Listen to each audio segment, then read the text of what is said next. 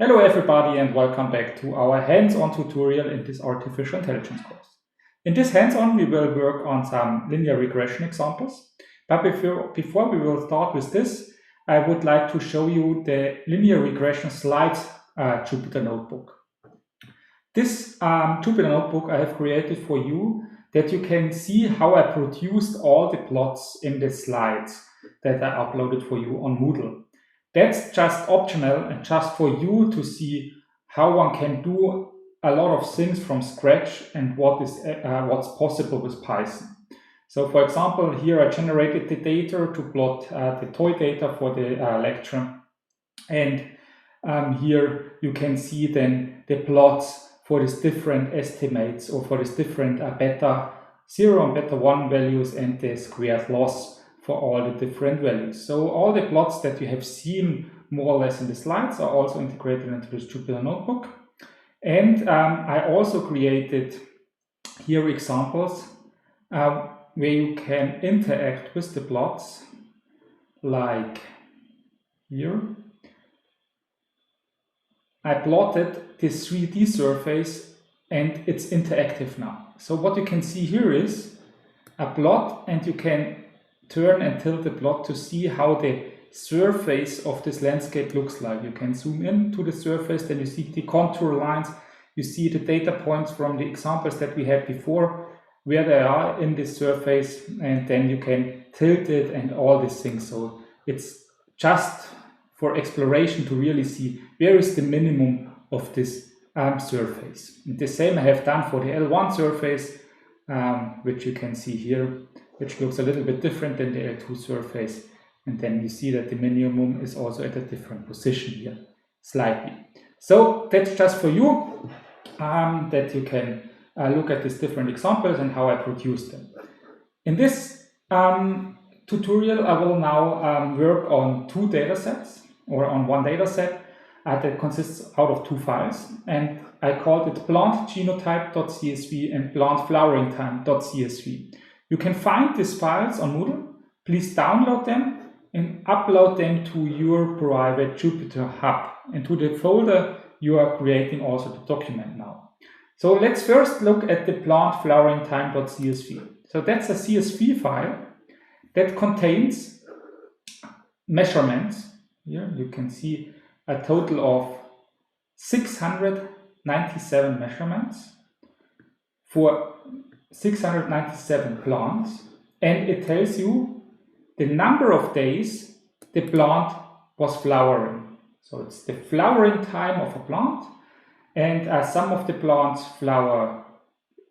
have a late flowering phenotype, so they have several days of flowering, and some of them only have a few days, like here 26 days or 24 days. That's the days of flowering. And here in the plant genotype.csv, you have for all the 697, so we have here also 697 lines, you have here separated by a comma all the SNPs. So SNPs are single nucleotide polymorphisms. So we have here a total of 149. So one line consists of 149 values. These are our 149 features. And each feature is nothing else than a specific position in the genome, which tells you for all the 697 plants, if at this position the plant had a specific mutation or it had none of the mutations. So we are measuring here single deviations in the genotypes between these different plants. For this example, you don't have to understand in more detail what we're looking here.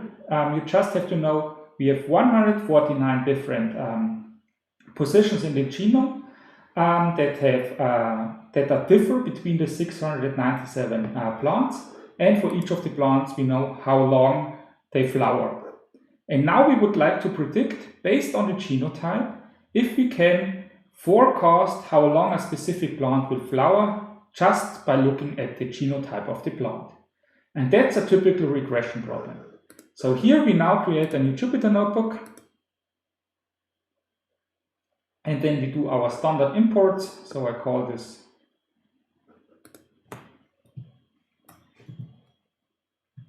AIB hands-on tutorial number 3. And now I import here all the libraries I need. So first I write %mat inline that we can create plots, matplotlib inline. Then I write import numpy smp, we need pylab, and then we start loading the data. So in the Python pre-course, we learned how we can iterate through a file to read it line by line. There are also methods that help us reading in files that we can do it in a single line. And therefore we use numpy. So our x data, so our samples times features, is mp.load.txt. So we can load txt files, and that's our plant genotype CSV. Plant genotype CSV.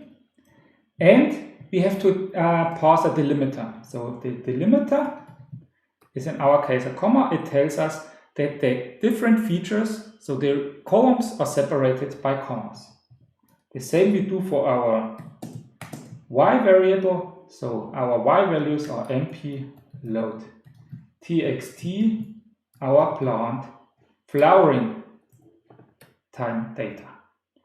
And now let's check the data, what we have imported. So we print the number of samples, which is of course x.shape0. So the 0 axis, the dimension, so the number of elements in dimension 0. And we like to print the number of features. So the number of features in our data set is then x.shape1.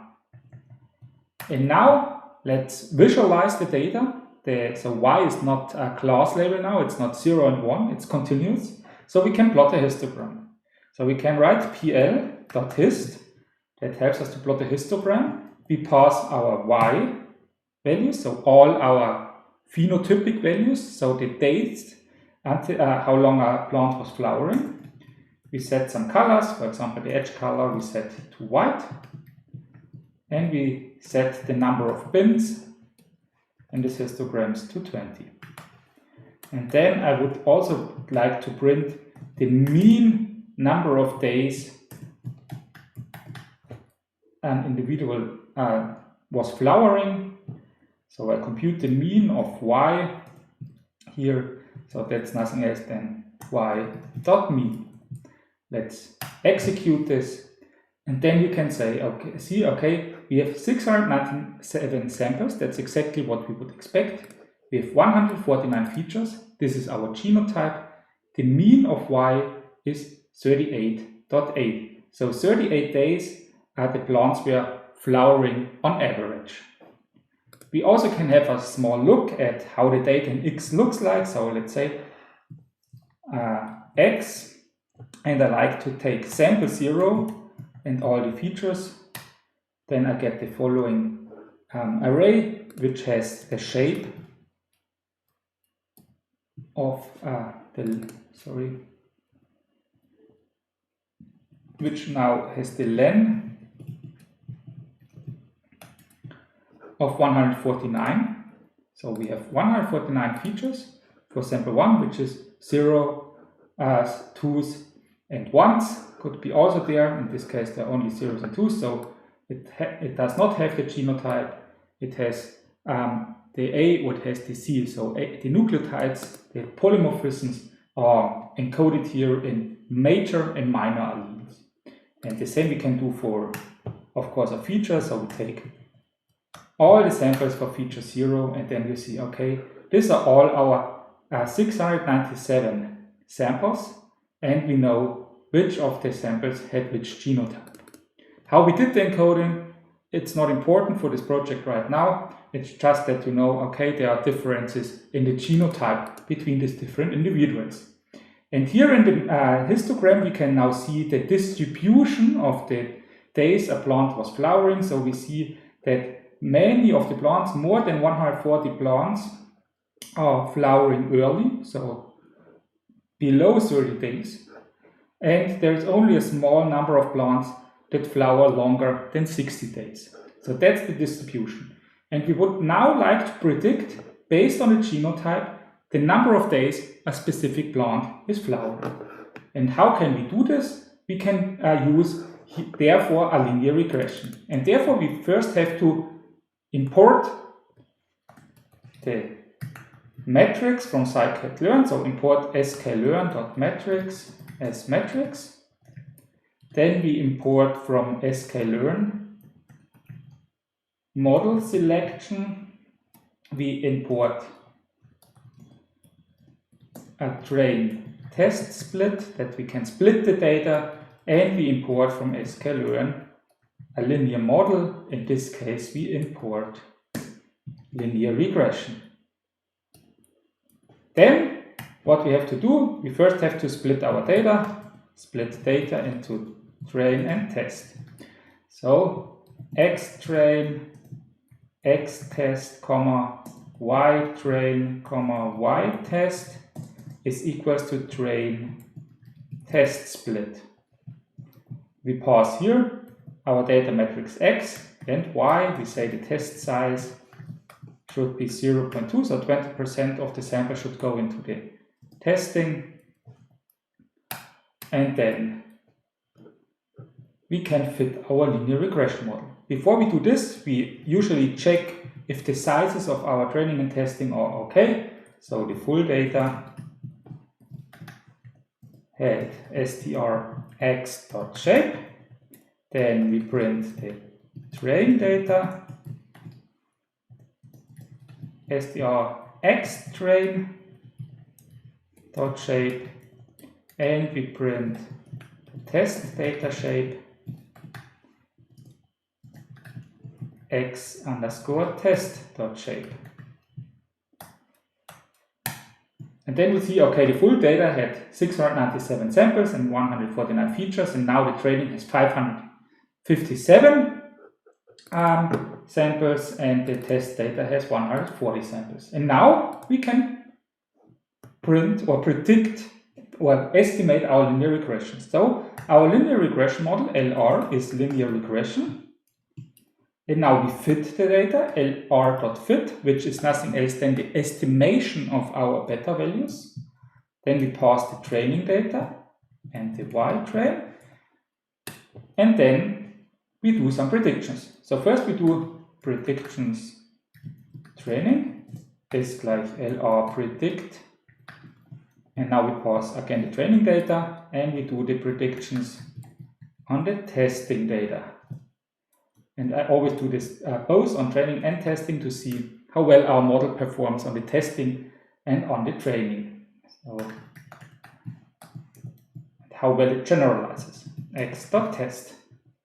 So now I compute the mean squared error and the r squared value to get some measures of how well our model works. So print mean squared error in train, colon %2f, so I round it up to 2 digits after the decimal point, and now I use matrix dot mean squared error. So there are different metrics. We can compute the mean absolute error, the mean squared error, or the mean squared log error. So I compute the mean squared error as we have looked at it in the lecture, and now for the training it's the true training labels and the predictions of our training.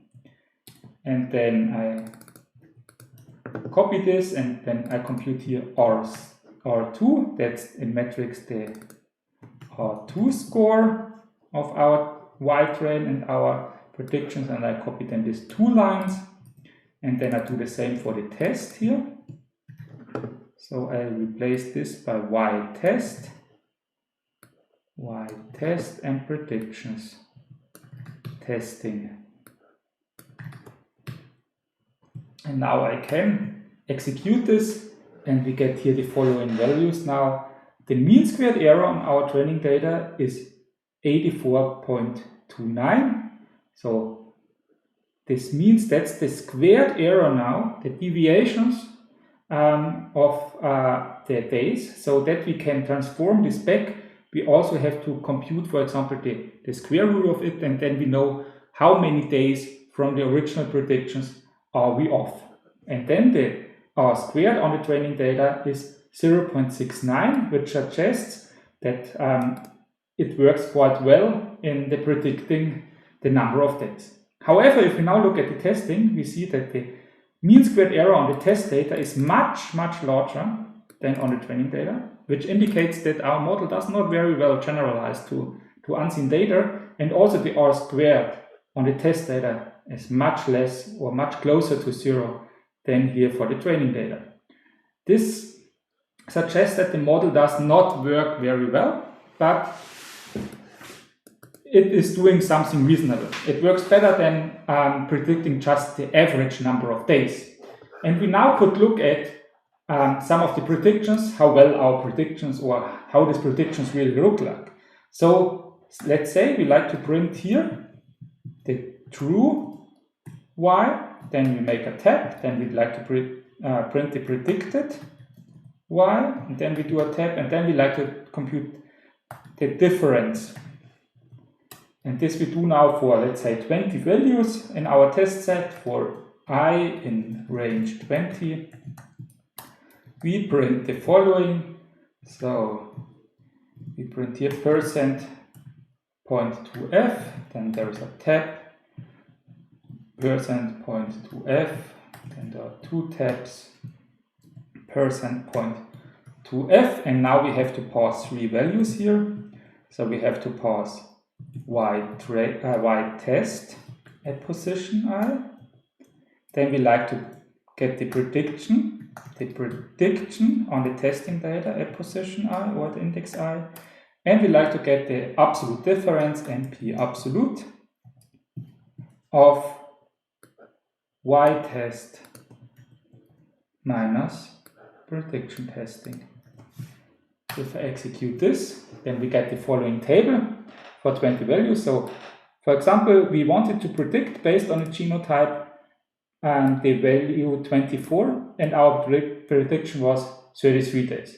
So we are up 9 days off. So that's the difference.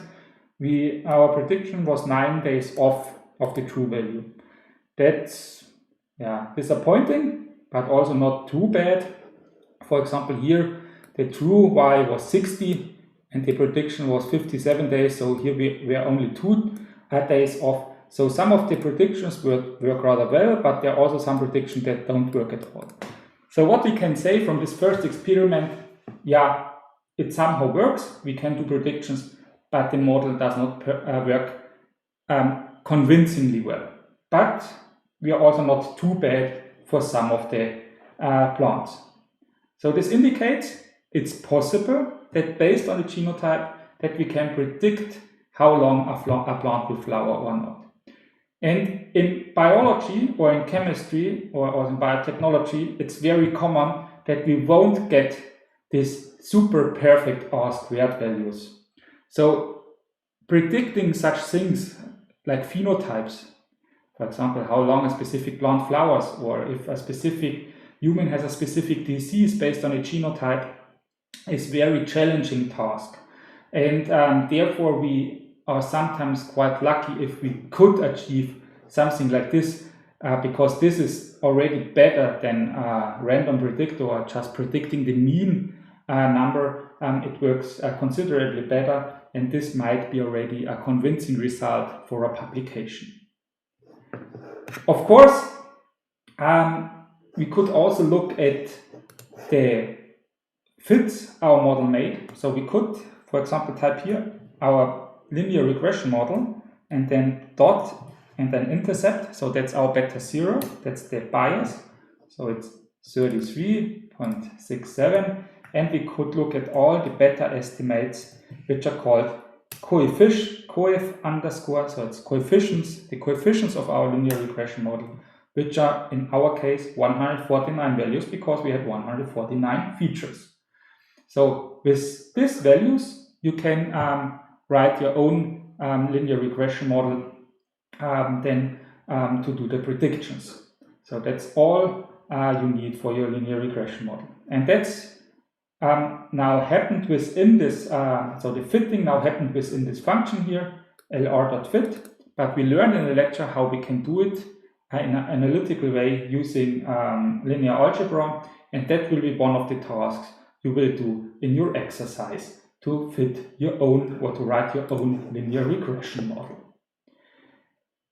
Of course, I said that here a train and test split might not be the best, because we don't know if we sampled a good test set. So it's always considered, or it should be always considered, to also do a cross-validation here. And that's also part of your homework and the exercise, that you will implement a simple cross-validation to run your linear regression, and that you can compute these values then, this mean squared error values for your for this example here.